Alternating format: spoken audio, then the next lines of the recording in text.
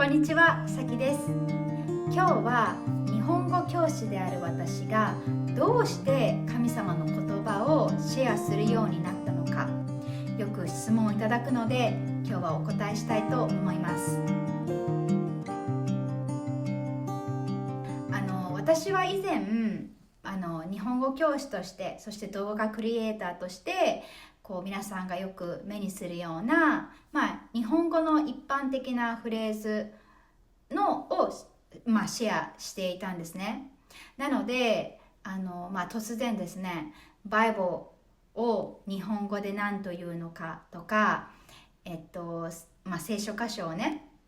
シェアしだした時に日本語学習に宗教を持ち込むなとかなんかもう動画見たくないとかそういうコメントももらったり、たくさんのアンフォローももらったり、したわけですね。で、今でもやっぱり日本語教師なのにどうして神様の言葉をシェアするのとかって聞かれることがよくあるんですね。で、そう思うのも本当に当然だと思うんです。特にやっぱり私が、一般的な日本語のフレーズをシェアしていたのをね、知っている人はなおさらそう思うと思うんですね。なので今日はそれについてお話しさせてもらおうと思います。この動画の内容は神様に導かれた私の仕事っていう他の動画とちょっと被る部分もあるので、そこはご了承ください。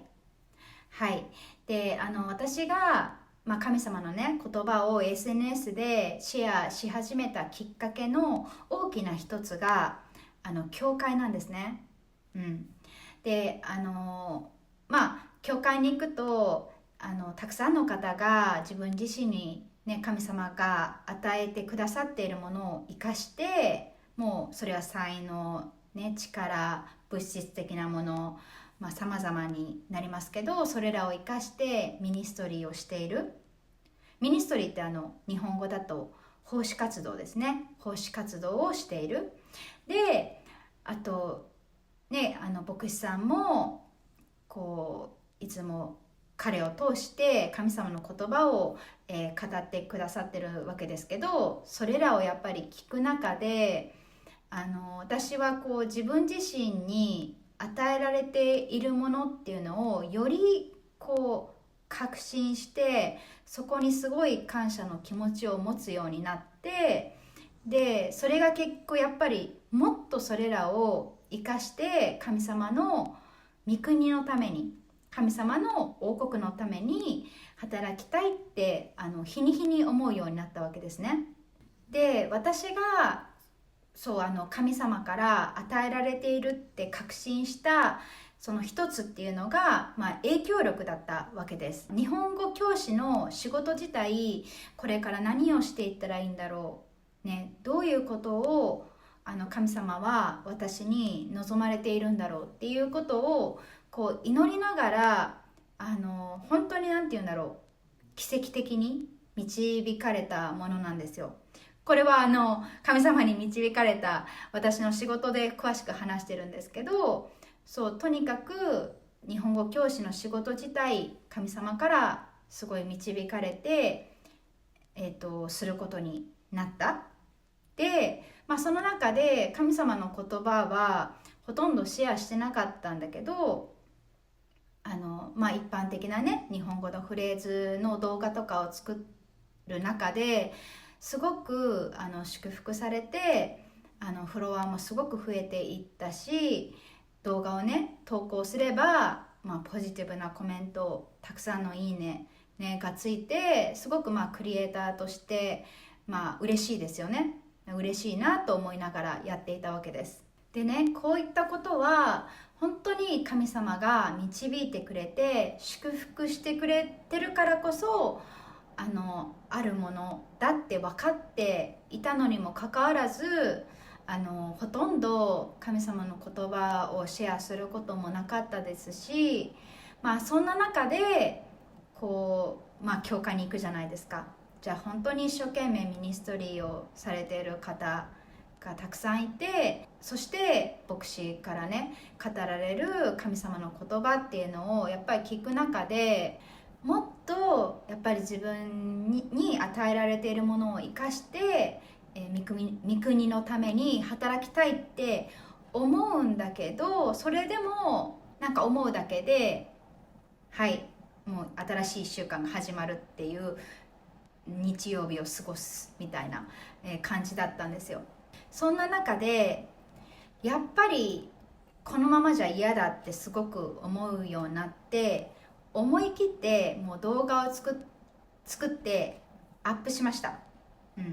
じゃあまあもちろんそのネガティブなコメント、アンフォローたくさんありましたけど、もうそれ以上に世界中の兄弟姉妹のもうあったかいこう励ましのメッセージとか、もちろんもういいねもすごいありがたいし、とにかくね世界中の兄弟姉妹が励ましてくれて、でそれでもう今に至るわけですよね。なので私が神様の言葉を SNS でシェアしたいと思った理由の大きな一つっていうのが、神様から与えられているものをもっと御国のために生かしたい、使いたいっていうその思いですね。で私にとってその神様が与えてくれているって思うものの、一つがその認知度だったわけですよ。こう人が、私のことを知ってくれていて、でそして、そこに対して貴重な時間を使ってくださっているっていうそのこと、それは本当神様に与えられているものだし、それをやっぱり神様の働きのために使いたいっていう、そこの思いが理由の大きな一つですね。はい。で2つ目の私が SNS で神様の言葉をシェアしようと決めた理由っていうのは、心から神様の言葉には力があるっていうふうに信じているからなんですね。でなぜそれを信じれるかっていうと、私がその力っていうのをやっぱり体験した一人だからなんですよ。私はクリスチャンの学校に行って育ったわけじゃないんですよね。日本で生まれ育ちましたけど、クリスチャンの学校に幼稚園から小中高大と、行ってないので、だから本当に一度も人生で神様の言葉を聞かずに日本で生まれて育ったわけです。で、アメリカに来てから数年後、その本当に素晴らしいクリスチャンの友人が日本食のポットラックを教会でやるから来ないっていうお誘いがあって、日本食食べたいってなって、行ったわけですけど、そこでその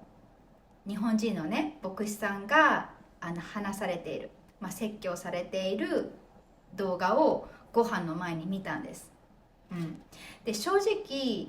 その牧師さんが説教で話している内容は全然覚えていなくって、ただヨハネの14章 6節、私は道であり真理であり命である、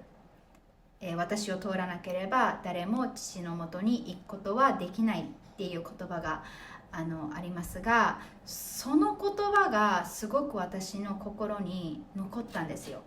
それを聞いた時におっとおっと思って、なんかそれが開いてくれたんですよね、心を。すごく抽象的な表現で申し訳ないんですけど、なんか心を開いてくれた感覚があって、で、その言葉が心に残っていて、それがきっかけで本当にキリスト教ってなんだろう、イエス様って何者だろうみたいなことを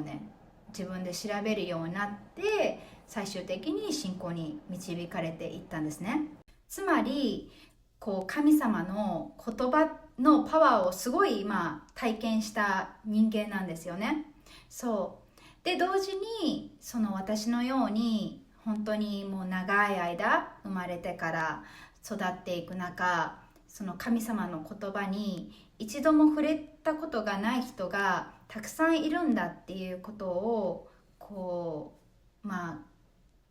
えた時に、やっぱり私はその神様の言葉の力を知っているものとして、今度は自分がその言葉を聞く機会を与える人間になりたいなって思ったわけです。で、私はもう自分でも分かってるんですけど、すごく説明が得意な人間じゃないんですね。こんなにベラベラ喋っておきながら本当に申し訳ないんですけど、本当に細かいことをうまく説明するのが苦手なんです。結構感覚的なところがあるんですね。それでもやっぱり神様の言葉をシェアするのって別に説明が絶対うまくできないといけないわけじゃないじゃないですか。もちろんそういう教えるっていうこと、説明をうまくするっていうことが上手な人もいますけど、私のようにね、説明が苦手でも、やっぱりそれでも神様のそのシンプルな言葉にはパワーがあるってやっぱり信じているので、それが聞ける機会を作っていきたいと思って SNS でシェアすることを決めましたね。私自身もね、誰かに説得されて信仰に導かれたっていうわけではなくって、やっぱりきっかけはもうシンプルに神様の言葉を聞いて、それが心に残って、そこからはねうまく解説してくださってる方の動画とかにものすごくお世話になりましたけど、やっぱりきっかけは神様の言葉をシンプルに聞いたっていうのが大きいので、私としては、今のね段階ではその神様の言葉をシンプルにシェアしていこうとは思ってるんですけど、そうで、あとやっぱり私自身が日本語教師として、すでに言葉をね扱っていてシェアしている状態だったんで、それがね日本語の一般的なフレーズとか単語を紹介するみたいな感じではなくなりましたけど、やっぱりそれをされている素晴らしい日本語教師のクリエイターの方がたくさんいるんで、やっぱり私は神様の言葉を知っているものとしてそれをね力強くシェアしていきたいなと思っています。で、インスタグラムとか YouTube でもそうですけど、やっぱり思っているのはもちろんそのクリスチャンで日本語を学んでいる方のお役に立ちたいっていう思いでやってるし、そうなっていたらいいなと思ってるんですけど、同時にやっぱりクリスチャンじゃない日本人の人に届いたらいいなって思いながらやっています。やっぱり日本語で話しているんで、動画もだから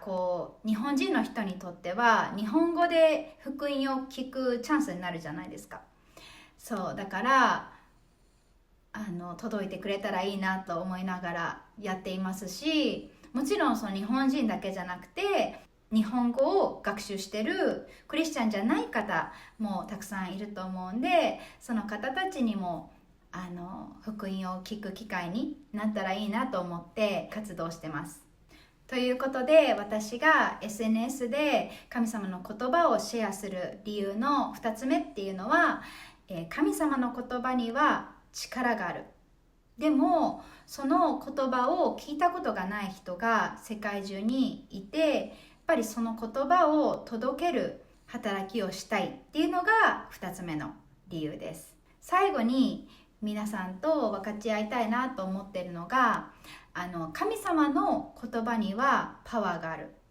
絶対にある。でも同時にやっぱりその言葉を誰が伝えるかとか、誰がその言葉を聞く機会を与えるかってすごく影響あると思うんですね。例えば私だったら、その日頃ねよくしてくれているクリスチャンの友人が教会である日本食のポットラック行こうって言ってくれて、神様の言葉を聞く機会を得たわけですよね。でももしその友人じゃなかったら、その友人じゃない人が誘っていたら